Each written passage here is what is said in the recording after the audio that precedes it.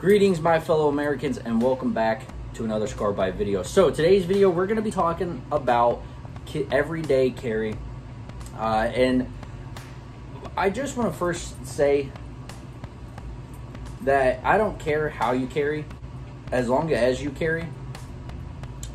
That's okay. That is good. The fact that we have so many people debating on how to carry and getting lost in the details and just the specifics of how to operate, I feel is kind of, I don't want to say toxic, but not exactly pro Second Amendment kind of message. It gets across in a very poor way, and what I mean by that is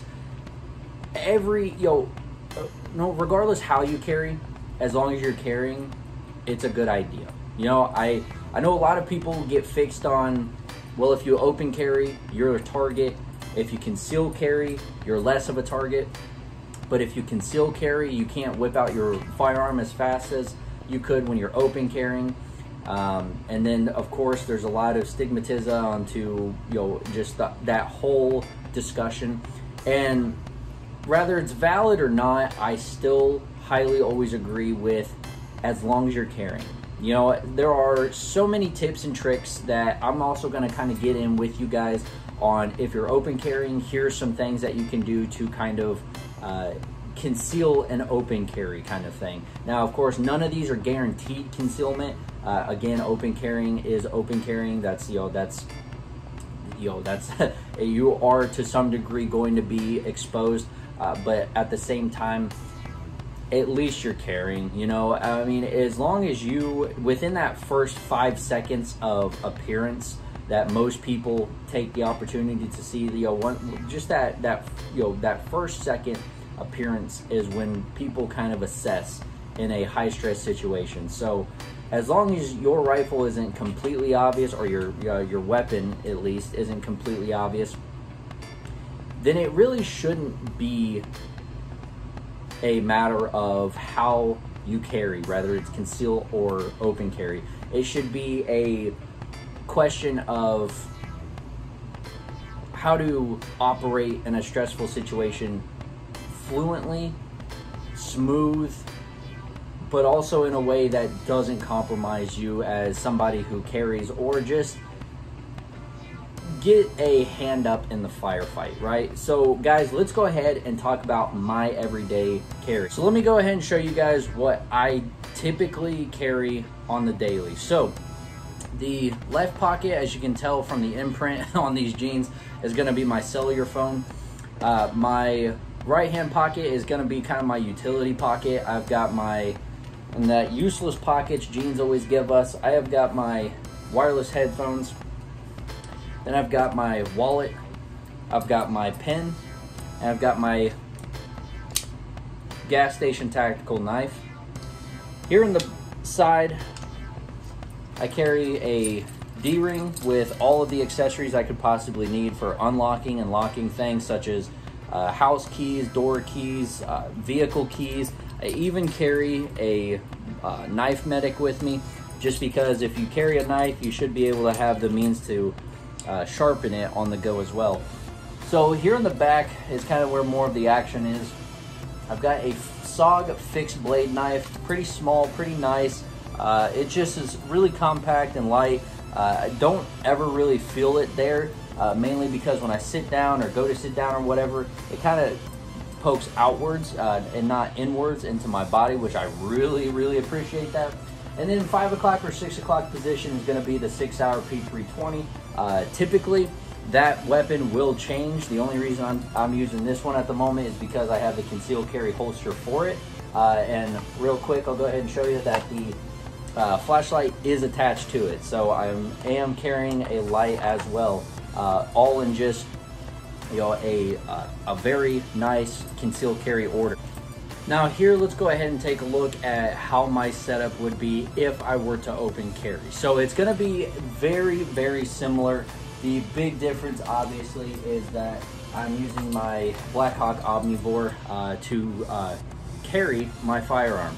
The pockets are all going to be the same: cell phone, wallets, headphones, pen, knife, keys. I do not have the fixed blade on me just because I already have one set, one knife. I do agree on having a fixed blade knife versus a collapsible knife, just because obviously it's going to be way more reliable and sturdier. But I still, I don't see a whole need for, multiple knives. And don't forget that boot knives are also a thing. So, if you need multiple locations, utilize your entire outfit, not just your waistline or pockets. Now, so let's go ahead and talk about some ways to hide a open carry holster. Now, of course, the first thing I'm going to suggest to you guys is obviously more layers. So typically this is going to be more of the summer conceal open carry setup. Wearing something loose, wearing something that's a little bit more less obvious to conceal the entirety of your waistband and whatnot is going to be the flannel option, or any kind of button up. Now, of course, when bending over or moving in any sort of drastic way, it is going to be more obvious, and sometimes will still show at the bottom. Unfortunately, there's just not something you can do to prevent that from happening. That's just going to happen, but at least it's not going to be as obvious as wearing a t-shirt. The next is obviously going to be going more with layers. This is more of the winter loadout, getting a t-shirt, a button up, and then of course the overcoat. Still going to be a little obvious, but not too obvious, kind of like our summer loadout that we were just showing you guys. So you still have all your utilities, you still have everything readily accessible to you, and of course your firearm with just the simple pull up and yank. Your firearm is easily accessible. Next up for the open carry, we literally have the under the shoulder holsters, which in my opinion, I think these are one of the most comfortable ways to do it. It gets you off of your hip. Now, of course, this is a little bit of a different turn for your usual everyday carry.